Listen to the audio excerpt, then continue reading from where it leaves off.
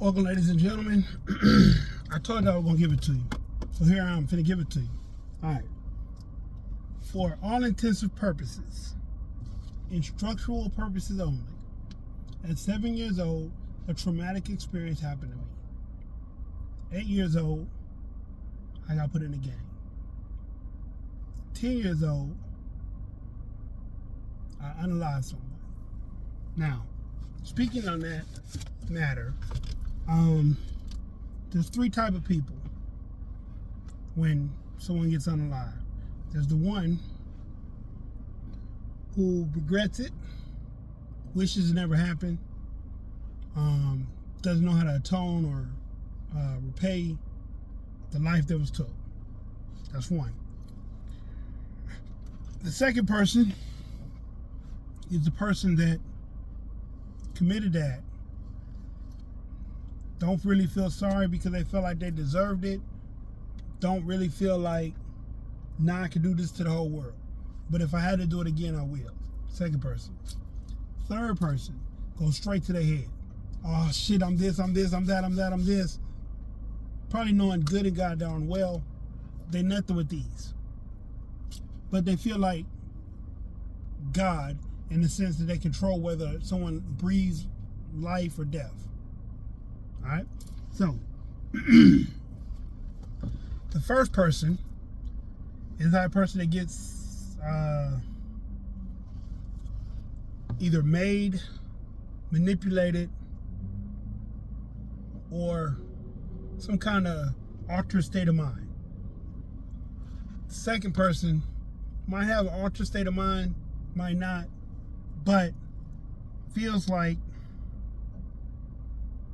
it's life. That's how they feel. They feel like this is just life. Like no matter what goes on in life, some days you're gonna win, some days you're gonna lose. That's life. And that third person, with every unaliving, they get more and more confident that whatever happened to the last guy won't happen to them. Now, like I said, they're probably no good with these. These don't even exist in their world. It's that, or nothing. Now, the one that feels like he's God, he takes on a complex. It's not a am I right or wrong anymore. It's I enjoy this. This is fun to me. I said that to say this. It ain't never been fun to me. It's always been of necessity.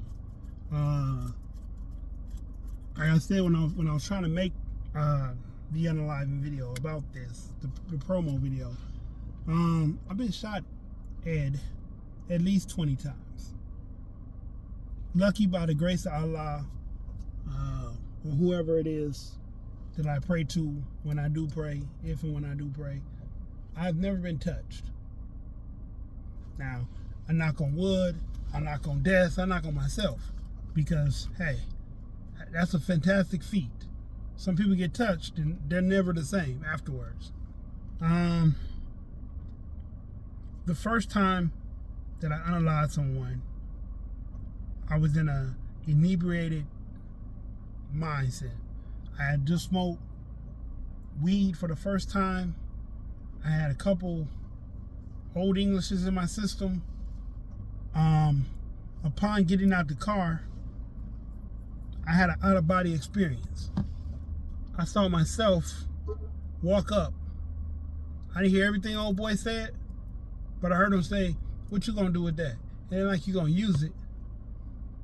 And my body used it. And then, as my body turned, I backstepped. I didn't just turn right away and walk away. I backstepped. Saw him lean over. So, yeah. Traumatized me some more.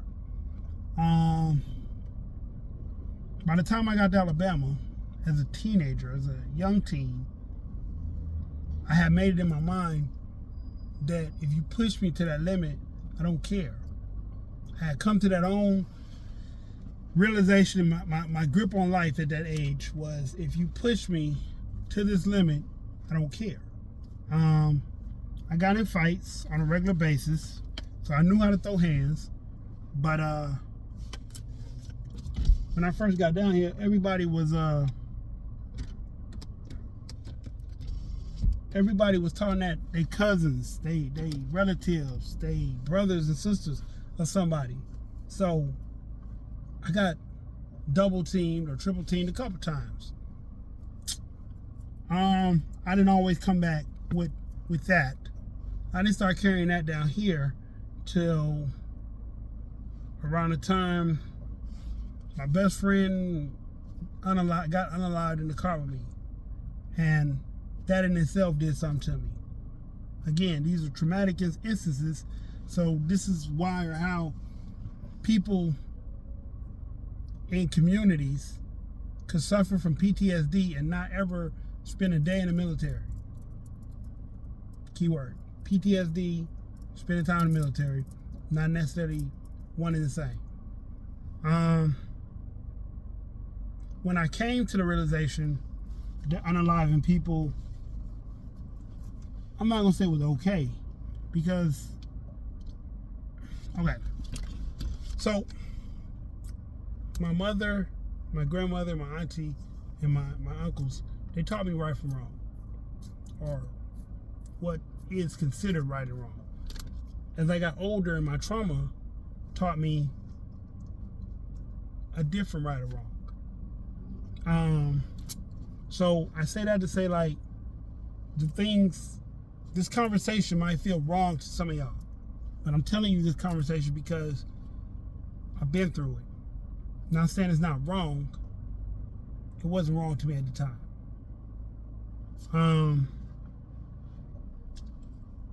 It wasn't wrong to me at the time.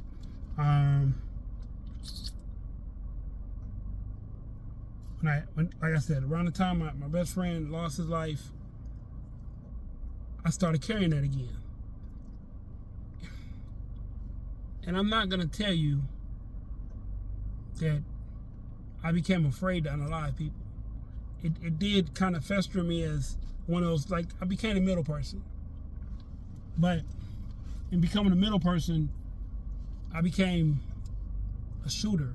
So in the instances where I was a kick door rob dope boys, at any point in time when I kicked that door open, they could have became victims because they were in a way of a means. I never sold dope. I cooked it, I know how to mix it, but I never sold it. So the bundles and the things that I got from the dope boys, and bear in mind you, I didn't run up on all dope boys. It wasn't like a whole heap of them, but the ones that I did run up on, I took their stash. I took maybe a pound and maybe 2 kilos over my whole run as a kick door.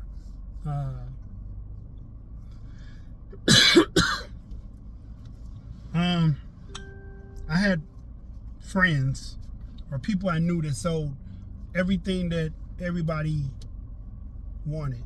So when I went to them, I got a wholesale. They gave me probably 30-40% of what it might cost, because I never got paid a whole anything for anything because I didn't know the prices back then. I say that to say this: most people that turn into shooters, is what I became, they don't have a lot of money. Shooters aren't the rich ones. The dope boys are the rich ones. The shooters don't shoot all the time. They only shoot when there's a problem. So you only get paid when there's a problem. Again, I'm not saying these things because they are necessarily politically correct. But in one instant, on my journey through life, and I was going through my crash out phase. If y'all don't know what the crash out phase is, that's when you're young, dumb, and don't give a fuck if you go to prison or end up in a graveyard. Crash out. So on my crash out days, I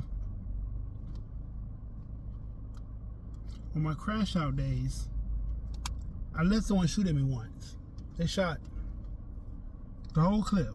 About 5 or 6 bullets. Maybe 7. Maybe they had one in the head. Maybe 7. It was a little gun. And they stood in front of me about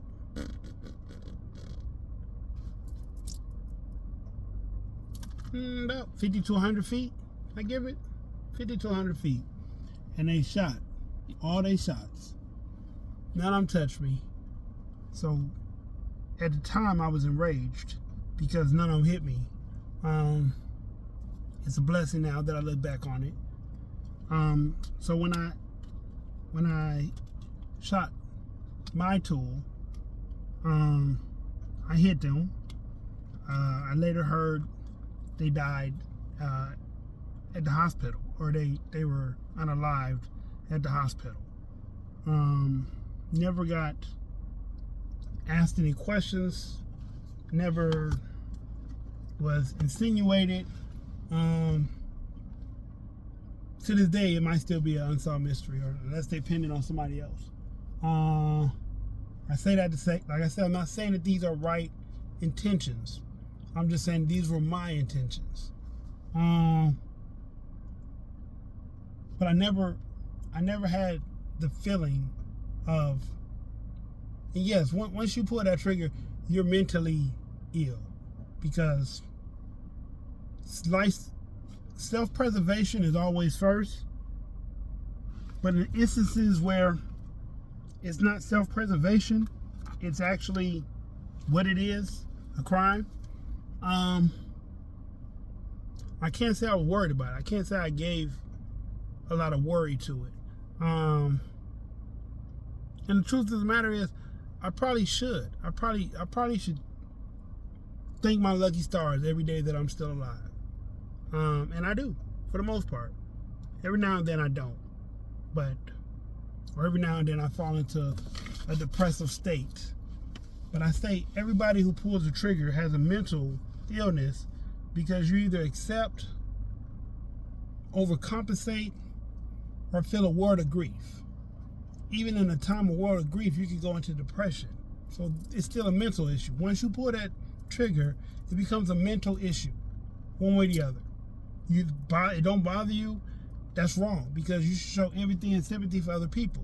You should feel morally wrong if you unalive someone and take their valuable life away. You should. I don't, but you should. And I'm not a sociopath. I'm not a pathological person. I'm not a well, yeah, I have that. But okay. I say this to say, once you pull the trigger, you succumb to some kind of mental illness. Whether it affects you long term or just short term, you succumb to that.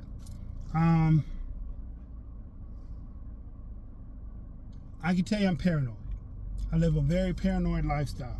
I'm always ready for what if. I've been living a long time. I've seen a lot of things. What if is always a possibility. So, I'm not going to tell you I don't keep it. I'm not going to tell you I do keep it. I'm just going to say I'm prepared for what if situations. I wouldn't recommend it to anybody. Self-preservation, self-defense, totally different thing. It changes you too, but it's a different change. But the M word, red rum reverse, does something even worse to you. It eats at your soul. Some people from like some vets that I talk to, they say the first person is every person after that. The first person is every person that you unalive after that. Nightmares of people trying to do that to them. They were always running, always hiding, always staying low key, always being in the shadows. And like I said, some people, it eats them up from the inside. Like, they really, truly don't function right because they can't.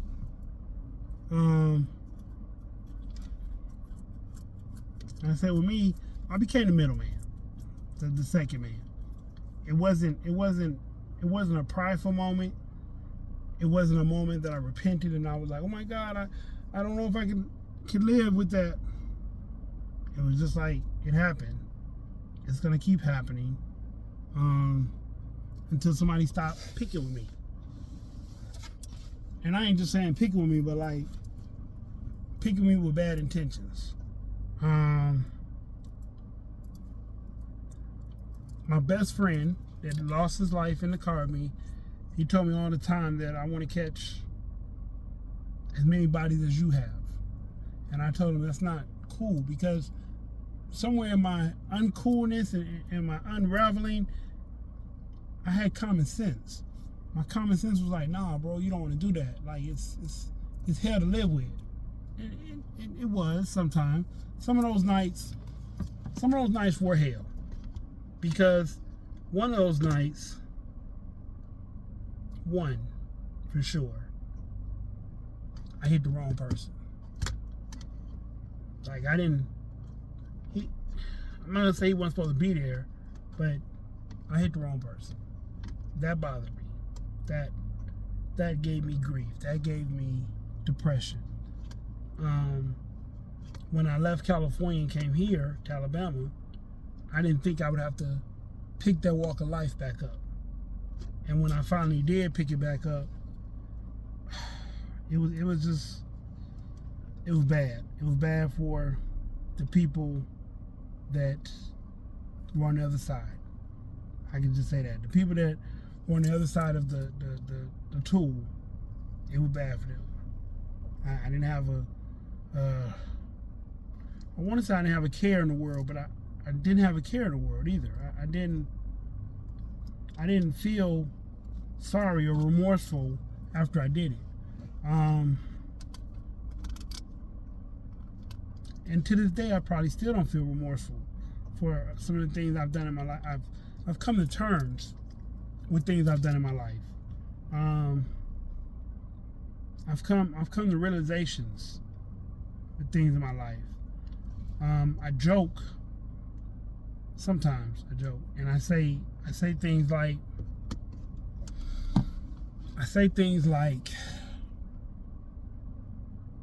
what do I joke and say? I joke and I say, I can't remember none of them right now. But, okay. Once you analyze someone,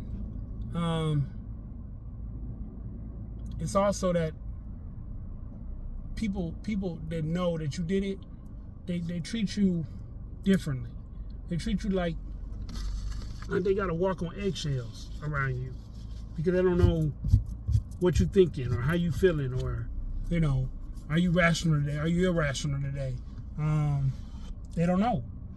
Because they don't know how to gauge what it should be, or what they can say, or how they can play with you or not play with you.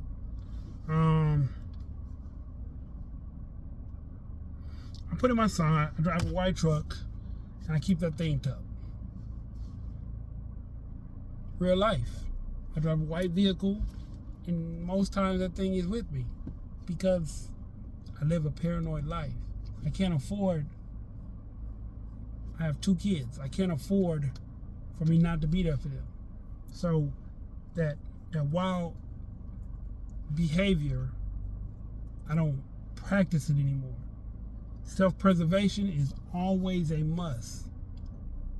But again, I'm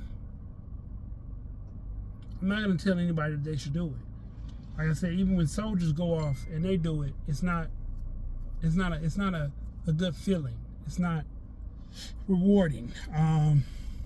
People who have the right kind of psychological brain, they understand when they join the military and they go overseas and they have combat. I seen combat as a kid. That's what I'm telling y'all. Like, I seen this as a kid. 11 years old. The blue side rolled up and let their guns go. You either get low or you bust back. It's that simple. It don't get no more difficult than that.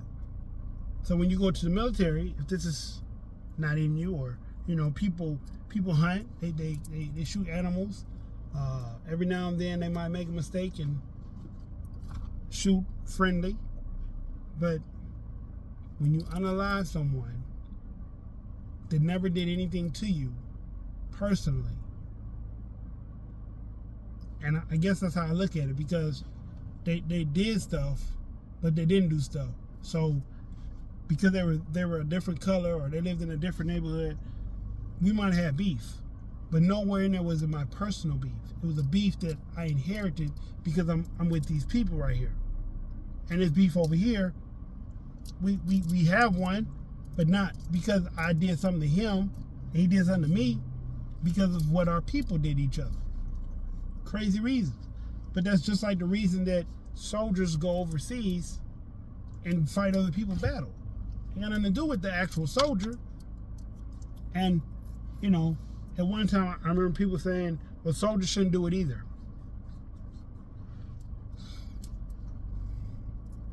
And just like overseas, we have shooters over here in the United States. And sometimes in these hoods, it's not the 40, 50-year-old. It's not the 25-year-old. Sometimes it's the 10 or 15-year-old. Do you not do it because they're 10 and 15, you want them to see the rest of their life? No. You do it because self-preservation. And maybe you're supposed to feel bad afterwards.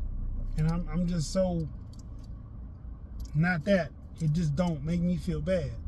But still, I know it's not right. I'm never ever going to confirm how many to anybody. Just know your boy this has unalived somebody. And I'm not saying allegedly.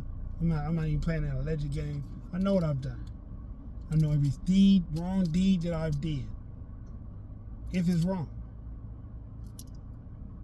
Self-preservation. Is it wrong? That's all I got for you right now. I'm going to think about some more and I'm going to get back to y'all.